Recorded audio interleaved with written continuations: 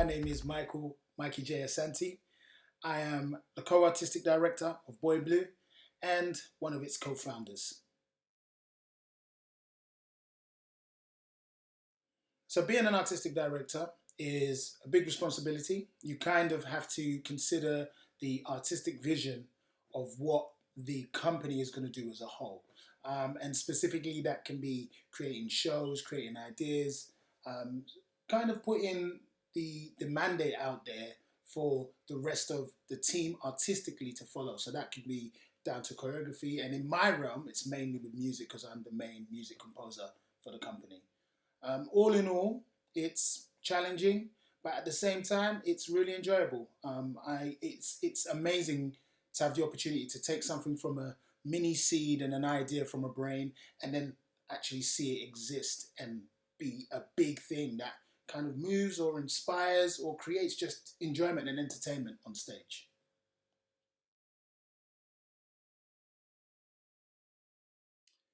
When creating new work, collaboration is key.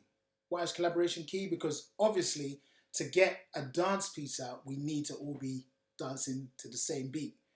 So essentially, for me, it starts with a musical idea. And obviously, music itself can dictate so many different things. It can dictate the genre, so the style, that style can obviously exist in terms of if we're going to do salsa, we're going to do just hip hop, we're going to use breaking. All of these things have their grooves as well. So the groove of the beat can give everything context or at least a box to kind of exist in. And I think sometimes when you're creating, it's best to have a strong communication skill.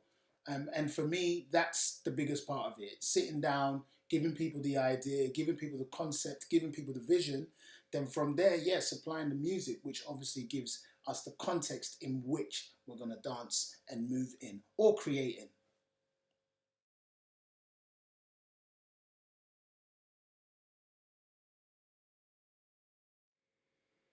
in. In all collaboration, I think what is key, um, especially when you're dealing with other creatives who have their own specialism, is ownership. And finding at least a catalyst, a nucleus, something that can everyone can grab onto, but then at the same time be able to build off and create their own interpretations, I think makes the work really, really powerful.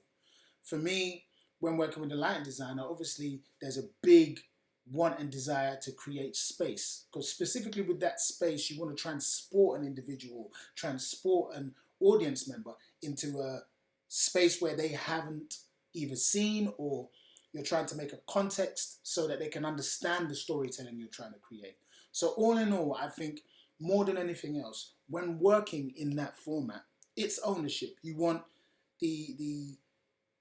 want the creative that you're working with to own it. So they put their heart, their soul, they put quite a powerful imagery on it. But then also at the same time, it's making it believable, making it a real tangible space for the audience member to own, and definitely the performer to own. Because when we're all giving our authentic selves, it makes the performance that much more compelling.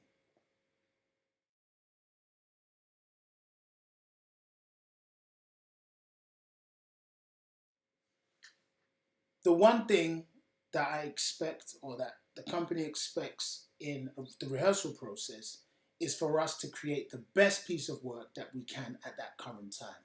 And I think it's really, really important to understand that we want to try and push and pull that artist, that dancer, that creative to kind of do something that's at the top of where they are currently.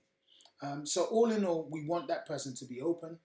We want that person to be willing to try, willing to fail as well. I think willing to fail is such a big thing that is overlooked. People always think about winning, but that failure gives us an opportunity to learn. That failure gives us an opportunity to understand how we might do better the next day. And that's the aim. Each day you're coming back to do better than the day before.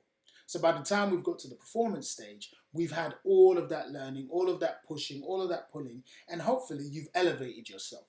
That's the main aim. You've elevated yourself from day one of rehearsals to day whatever we need to get to in terms to open. That is the real key. So the only expectation I'm wanting is a person to give their best, to give their all, and be prepared to fail, because failing and pushing yourself in that way gives us an opportunity to learn and makes the best work that we can possibly make.